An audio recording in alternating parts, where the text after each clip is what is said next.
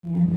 Kalau dihitung sekarang tahun 2023 berarti saya dulu lulus scholarship ini sudah sekitar 1 dasawarsa yang lalu. Jadi saya ke New Zealand itu tahun 2013. Waktu itu namanya masih NZAS atau New Zealand ASEAN Scholarship. Saya ambilnya Master of International Development. Nah, yang saya ambil kebetulan adalah coursework karena tidak ada yang MPhil by Research waktu itu. Ya, jadi kalau yang saya ambil memang ada 2 tahap untuk jurusan saya ya waktu itu. Jadi masa belajarnya kan 2 tahun. 2 semester yang pertama, 1 tahun yang awal itu adalah penentuan gitu. Ambilnya postgraduate diploma dulu. Nah, kalau misalkan ini lulus, baru bisa melanjutkan ke masternya.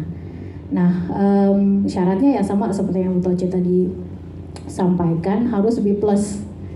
B aja nggak boleh gitu, harus B+.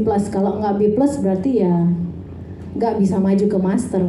Jadi meskipun misalkan tadi udah ada lulus lulus administrasi, udah sampai wawancara, udah sampai IELTS-nya bagus, udah dapat kampus, udah di sana, kalau misalkan ambil masternya yang parsial semacam itu, belum tentu nanti lulus balik lagi ke Indonesia dapat master tuh belum tentu gitu. Jadi memang sistemnya amat sangat berbeda. Jadi saya sarankan teman-teman yang mau apply itu memang harus research dulu gitu. Cari tahu betul-betul kampusnya di mana, sistem kampusnya seperti apa, jurusan yang mau diambil apa, kemudian kurikulumnya sesuai dengan yang dicari atau tidak gitu. Karena meskipun di beberapa kampus jurusannya sama, belum tentu kurikulumnya sama. Gitu, misalkan saya di Messi ambil International Development, kemudian ada satu lagi di Victoria University di Wellington itu juga punya International Development, tapi arah materi atau kurikulumnya itu outputnya berbeda gitu. Nah, itu yang teman-teman memang harus self research, harus cari tahu sendiri informasinya. Saya merasa kalau sebetulnya NZAS sekarang namanya jadi MNZS ya. Belibet. Manaki New Zealand Scholarship, kalau saya secara personal memang cukup unik ya, karena tahapannya itu agak lumayan berbeda dengan scholarship yang lain. Tapi saya sepakat kalau pengalaman belajar yang didapatkan itu juga akan setimpal gitu. Karena agak susah move on-nya gitu. Buktinya saya 10 tahun yang lalu sampai sekarang masih hadir lagi gitu ya.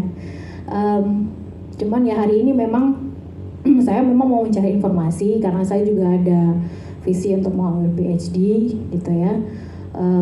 Jadi sistem yang ada sekarang itu memang udah sama sekali berbeda dengan waktu zaman saya apply dulu. Kalau dulu zamannya masih serba manual, saya masih harus print out, kemudian harus kirim formulirnya lagi, kemudian ada beberapa step yang ini sekarang sudah bagus sekali sistemnya gitu. Jadi kita hanya perlu untuk fokus di layar dan sistemnya sudah lebih tertata gitu. Kalau zaman saya dulu masih parsial manual banget gitu ya. Kira-kira itu sih sebetulnya kalau pengalaman yang dari saya gitu. Tapi saya harap teman-teman di sini juga yang hadir bisa ada yang lulus gitu, saya harapkan. Amin. Dan akan ada banyak pengalaman yang sangat menarik nanti yang didapatkan.